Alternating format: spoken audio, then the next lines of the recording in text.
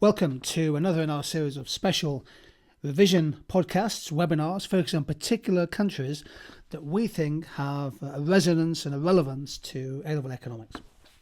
Tonight we're going to focus on India, a country so vast, so interesting, so different in many ways that it's impossible to do it justice in 20-25 minutes. But hopefully over that period of time we can deliver some important context to you and think about where India is in terms of the growth and development path. Important changes happening in the country. Narendra Modi and his BJP party have launched a series of economic reforms that are clearly going to change the direction in which India travels in the years to come.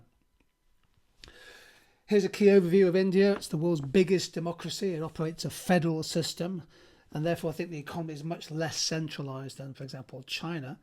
Perhaps that makes it harder to push through structural economic reforms. Huge population, 1.3 billion, of which about a third are urbanised. Life expectancy just under 70 years. And despite being the third biggest economy in the world, its HDI ranking in 2016 was just 131st out of 188. Per capita income is rising, but over a fifth of Indians are living in extreme poverty. That's defined as living on less than $1.90 per day PPP. And 1 Indian in 6 is undernourished. Malnutrition is a major problem in this country. India is a net recipient of remittances, approximately 3% of GDP, from the vast number of Indians living and working overseas, the so-called diaspora. Relatively low income inequality, a Gini coefficient of 0.35, and a Palmer ratio, which of course is an alternative measure, 1.5. That's the income of the top 10% divided by the income of the bottom 40%. India is again another country in transition. If you've been following some of our revision webinars in different countries like Vietnam, Ethiopia and China, there's a dynamic of change in these countries, and one of the features is India is trying to diversify more heavily into manufacturing, having already become globally competitive in many service sector industries.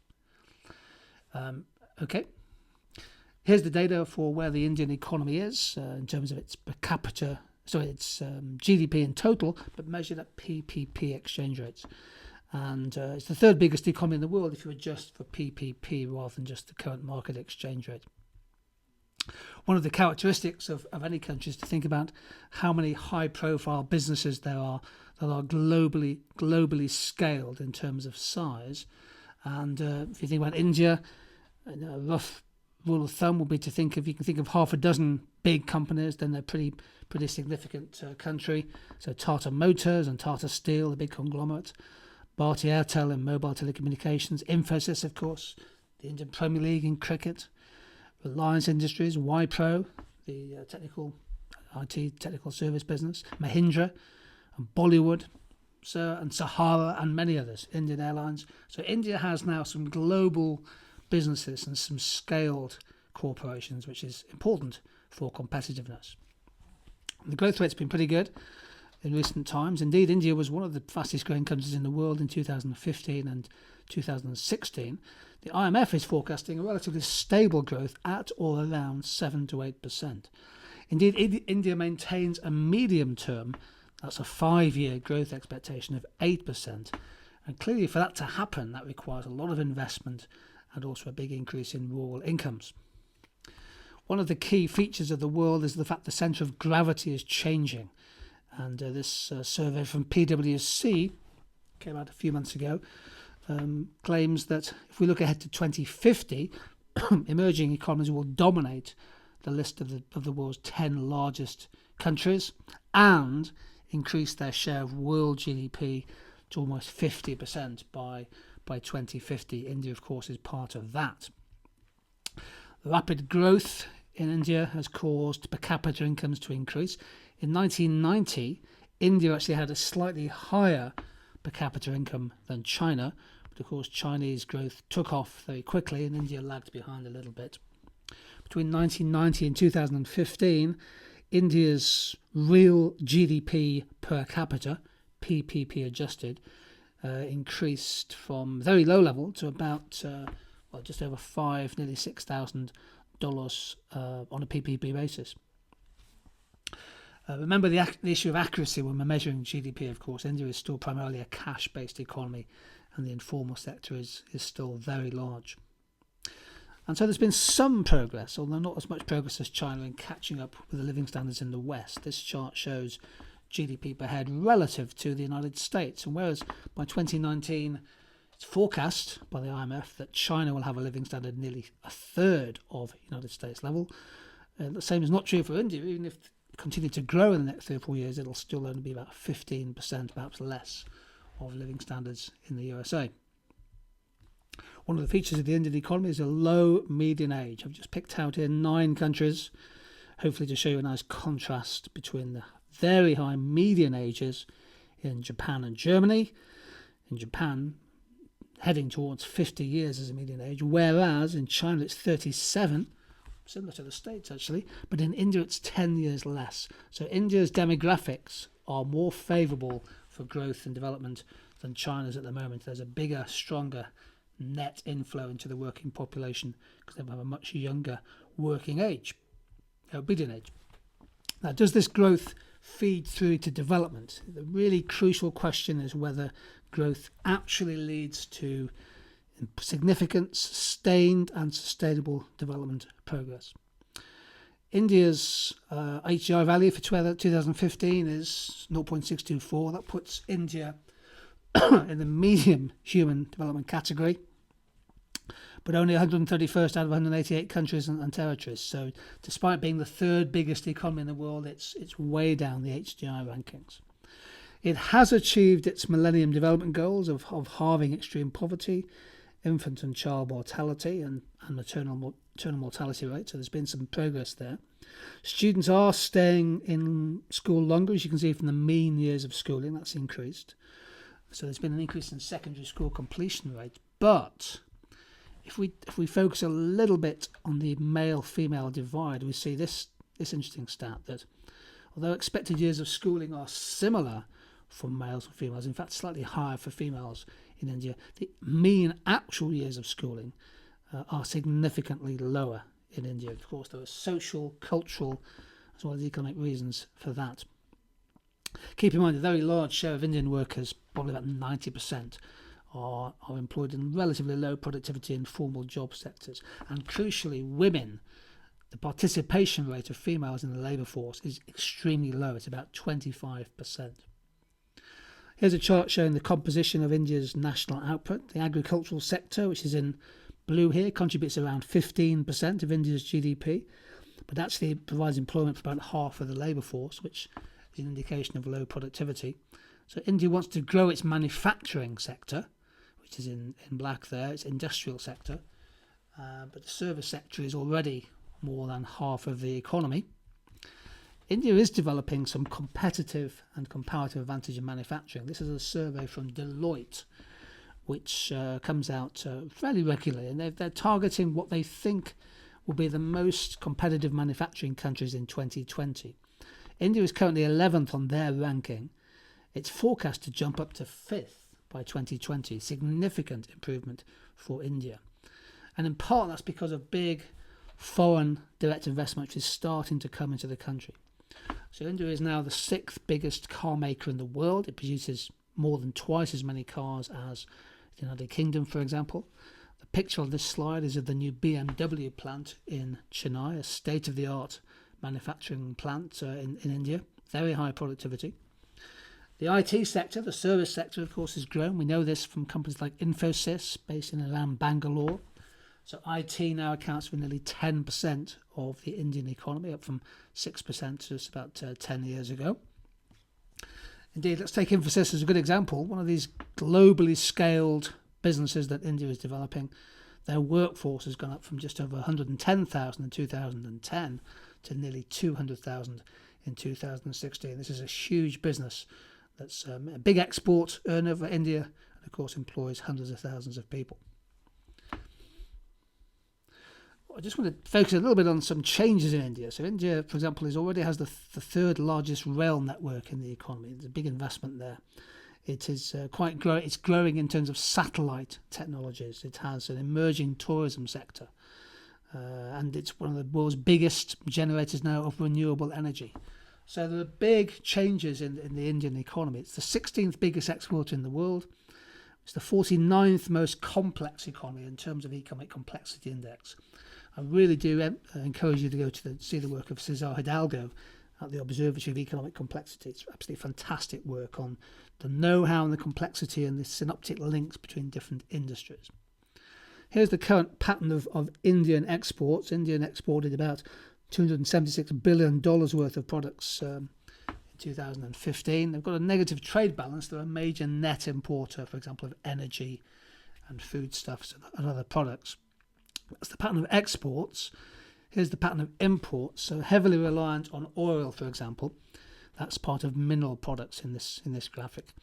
Every $1 increase in the world price of oil leads to a $2 billion increase in the Indian import bill for oil. So the way in which India can perhaps reduce its dependence on oil-related products, including the oil and fertilizers used in farming, will be a significant boost to the Indian balance of payments. One of the features of India in recent times is that the country has become more open to foreign direct investment. So this chart tracks FDI as a share of GDP, the net inflow, because of course there are Chinese, Indian businesses investing overseas as well. This chart shows the net inflow as a percentage of GDP since 1986. And you can see there was a takeoff, of course, of foreign investment in China from the early 1990s onwards. But it took some time for India to open up to FDI. Indeed, it was a relatively closed economy for many years.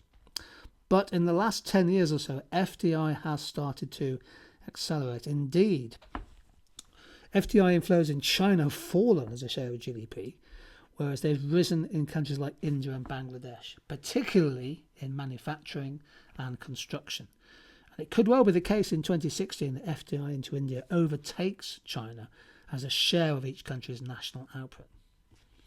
Until recently, there were quite big barriers to FDI, including some complex laws and things. Essentially, industry is blocked from foreign investment. But this data is for 2013, and since then, since Modi came to power, there have been some significant reforms. Another feature of the Indian economy is that the savings rate has gradually increased. You'd expect countries, as they become richer, as per capita incomes rise, as corporate profits increase, for the average level of gross savings as a share of national income to rise. And that's quite important from a sort of Howard Domar solo growth model perspective, a rise in savings providing some domestic finance to fund investment. So India's savings ratio currently around 30%, relatively stable actually as a percentage. Okay, well below that of China, but China's investment as a share of GDP is much bigger.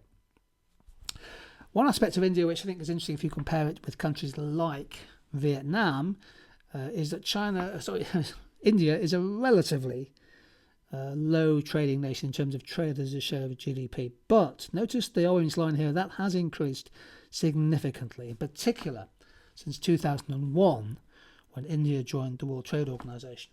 Their trade to GDP ratio has gone up from about 25% of GDP to close to 50%. Indeed, India's trade to GDP ratio is now above that of China, having lagged it for a number of years.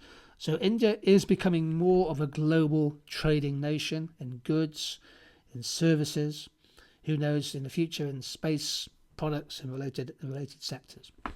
India is becoming more of an open economy, but it's not as dependent on trade as other emerging, for example, Far East Asian countries. Quick look at the current account. India runs a current account deficit. If you follow the black line in this chart, you see that India has run a deficit pretty much exclusively since 2009. But so the evaluation point here is that for a country that's growing very quickly, running a current account deficit of 1-2% of GDP is not a major problem. Certainly if you compare it with countries like Ethiopia, where it's 10%, and all African countries more than 5% of GDP. It's fairly easy to sustain a current account deficit of 1-2% of GDP, providing you're getting the net inflows of foreign direct investment. A couple of things here. The trade balance in India is negative. That's partly India's reliance on imported mechanical equipment, computers, etc., as well as energy. But the service sector, of course, is a net contributor to the Indian balance of payments. India has a comparative advantage in lots of services, particularly in IT. And the incomes and transfer balance is positive. That's in green. That, of course, reflects things like remittances and and other forms of investment income. There are lots of good things to say about India, lots of reasons why India is growing quickly. Equally, to evaluate, there are some significant growth barriers. Oftentimes in an A-level exam, you're asked to analyse and evaluate barriers to growth. So what I did earlier on today was I sort of sat down and thought, well, what are the barriers? What are the major impediments to fast growth in India, which could limit the potential for per capita incomes? Most of them are relatively well understood. India suffers from huge infrastructure bottlenecks, especially intermittent and expensive energy supplies. The transport network is under enormous stress and strain, and that increases the cost of getting products to market. Until recently, India has had relatively high inflation, which has dampened real incomes and affected competitiveness. And it's also a country with relatively high import tariffs, as we'll see in a second. And that can, free trade economists would argue that if tariffs were lower, that would be a stimulus to growth in India in the years ahead. The banking sector is fairly fragile with a high rate of bad loans. There are big weaknesses in human capital. We've seen that already in the HGI data. Labour laws are complex for businesses and quite restrictive. The financial sector generally is underdeveloped. It's a cash economy in many cases. Very few Indians have credit cards and formal bank accounts. One of the key barriers, I think, to really emphasise is the incredibly low female labour market participation rate, 25%. There's also a lot of inequality, clearly. A country of many contrasts, but particular deep-rooted generational inequalities between caste and gender. Fundamentally, there are very high rates of malnutrition in India, which feed into extreme poverty, and stunted growth affects brain impairment and can limit innovation, for example, and very poor sanitation rates. And the huge size of the informal economy, of course, limits the tax returns that the Indian government can generate. Here's a quick one on inflation. Inflation, go back 5 or 6 years, inflation was a major problem for India. It was 8, 9, nearly 10% on occasions. And clearly that was an effect on real incomes and competitiveness and caused interest rates, for example, to be much higher than they would otherwise be. Food inflation is particularly important for India because of the high ratio of food in household budgets. Well, what's happened is recently the rate of inflation in India has come down in the last few years, helped by lower oil prices, no doubt. But interestingly, India has just brought in a new inflation target, and they've brought in flexible inflation targeting. So the Independent Reserve Bank of India has an inflation target of 4% for the next 5 years, plus or minus 2%. So the upper tolerance level is 6%. The lower limit is 2%. Quite interesting that the Indians are trying to anchor in an inflation rate of around 4%, but with a bigger margin for error, an acceptable band of fluctuation, in part, of course, because of the volatility of the oil price. Barriers to trade, important issue. India's tariff rate, if you just take an average, is about 13.4%. It's nearly 33% tariffs for farm products coming in, and 10% for non-agricultural. So India has relatively high tariff rates compared to other significant economies. And many economists who believe in trade argue that is an impediment in the long term to growth. And here's an interesting table on human capital, which shows the graduation rates of people of upper secondary school age, 15, 16-year-olds.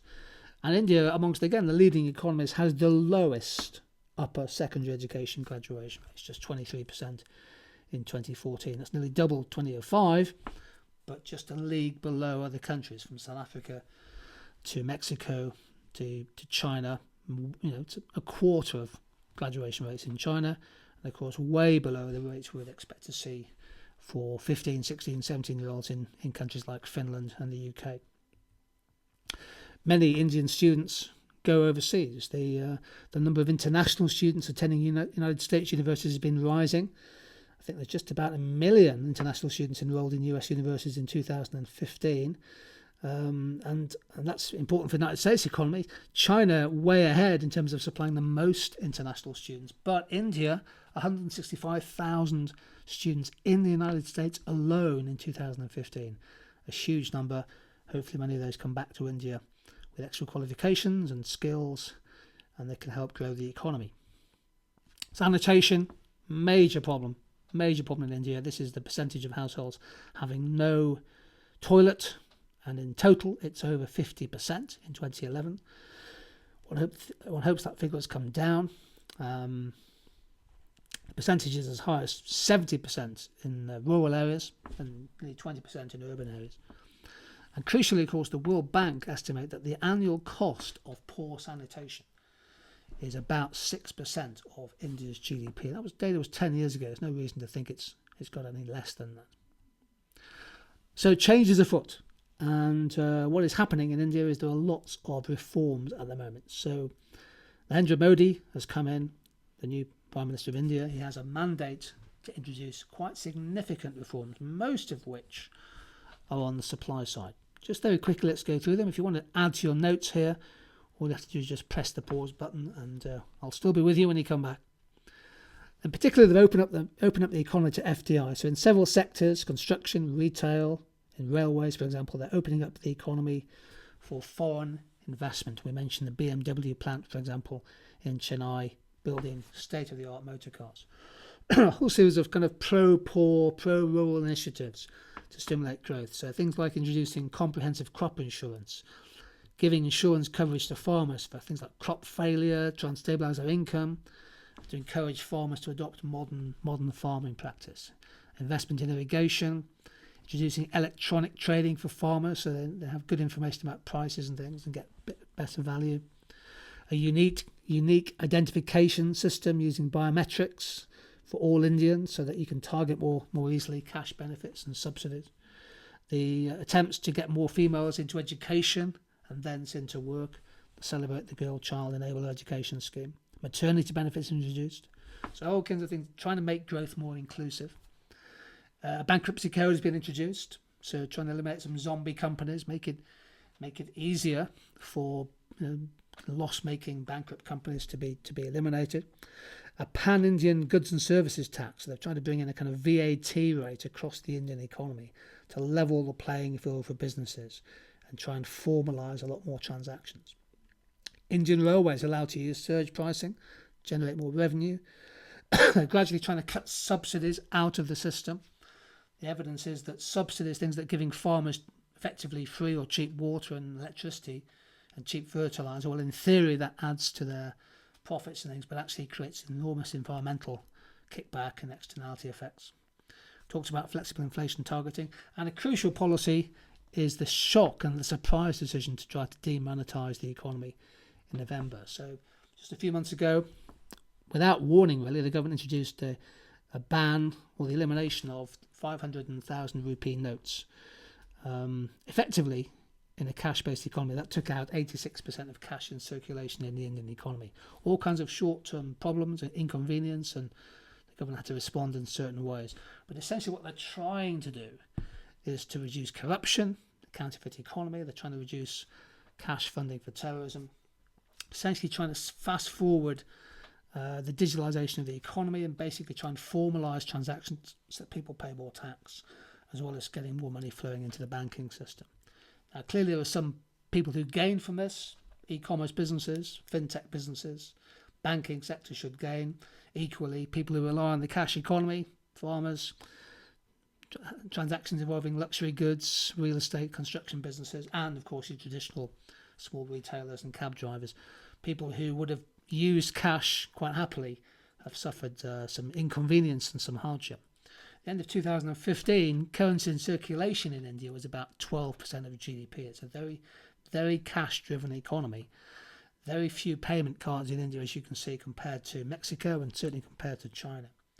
And it could be the case that this will fast-forward fintech. So India might actually miss out on the sort of debit card, credit card generation and move essentially from cash more towards mobile payments, demonetising the economy. We'll wait to see what happens, but it could be a kickstart for that part of the financial services sector. So an awful lot happening in India. I hope this kind of whirlwind tour through a lot of the data in India has been of interest to you. It's a country that I think is worth looking at for all kinds of interesting reasons. And if this has whetted your appetite for studying these countries in more detail, then check out our other revision videos on YouTube. And of course, keep a close eye on developments in India in the press, on the news media, etc. There's much of interest and value for the intellectually curious economist. Hope to see you again on our YouTube channel sometime soon. So for the moment, from me, goodbye and take care.